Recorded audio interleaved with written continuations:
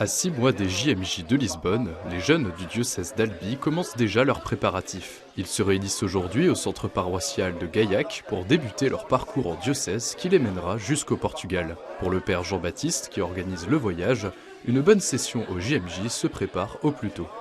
Les défis, c'est de mobiliser chaque jeune pour qu'il soit acteur de ces JMJ, pour qu'il puisse communiquer autour de lui cette aventure et inviter aussi d'autres jeunes, d'autres amis à participer parce que les inscriptions sont toujours ouvertes. L'enjeu, c'est que vraiment chaque jeune puisse se rendre compte qu'il est acteur justement de cet événement. Parmi les jeunes présents, quelques-uns ont déjà vécu les JMJ de Cracovie en 2016 et reviennent se donner au service de leur paroisse. Du coup, j'ai décidé de me relancer dans l'aventure parce que je suis allé au JMJ à Cracovie, j'ai beaucoup aimé. La découverte, le fait aussi de rejoindre tous ces jeunes qui sont là pour Dieu, avec Dieu, et qui cheminent ensemble, du coup j'avais beaucoup aimé. Moi j'ai fait les JMJ 2016 à Cracovie. Quand on m'a proposé de partir déjà au Portugal, j'ai de suite dit oui parce que ça a été une expérience autant culturelle que spirituelle très importante pour moi. Et ça me permet aussi de me retrouver spirituellement et de partager avec les autres ce que je pense, ce que je vis, voilà. Et nous, c'est le diocèse de Leiria, qui est situé donc sur la côte, qui est pas très loin aussi de Lisbonne, qui va nous accueillir.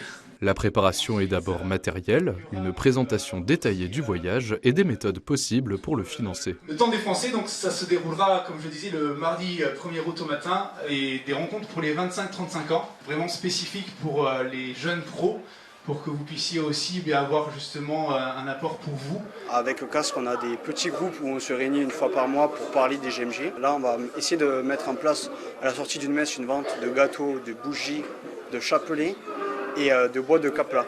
Au moins, on touche beaucoup de monde, on ne touche pas que des catholiques. Il y a aussi beaucoup de monde qui s'intéresse à des... vous vendez une boîte de capla, pour quel événement? Et du coup, on peut aussi parler de notre religion et des GMJ. Alors pour cette journée, déjà je pense que c'est une façon de rencontrer certaines personnes, de commencer à voir certains visages et à lier certaines connaissances. Et après ça va être aussi l'occasion d'apprendre pas mal de choses, d'informations pratiques. Et après je pense que j'essaierai d'aller à d'autres rencontres. Et ensuite je vais aussi essayer de faire les ventes qui sont proposées pour récolter des fonds.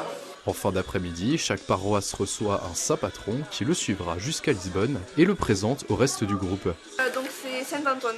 Carlo Acutis. Dès l'âge de 8 ans, avec sa mère, Pierre Giorgio est initié aux joies de la montagne. C'est inspiré notamment de Chiara Lubich, qui a fondé Focolari, un mouvement de jeunes chrétiens. Ce qui était important, c'est surtout le partage.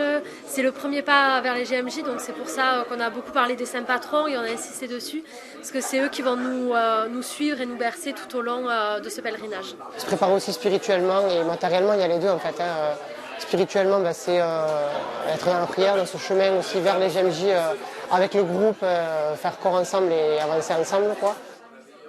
Je dirais que ça permet de souder le groupe.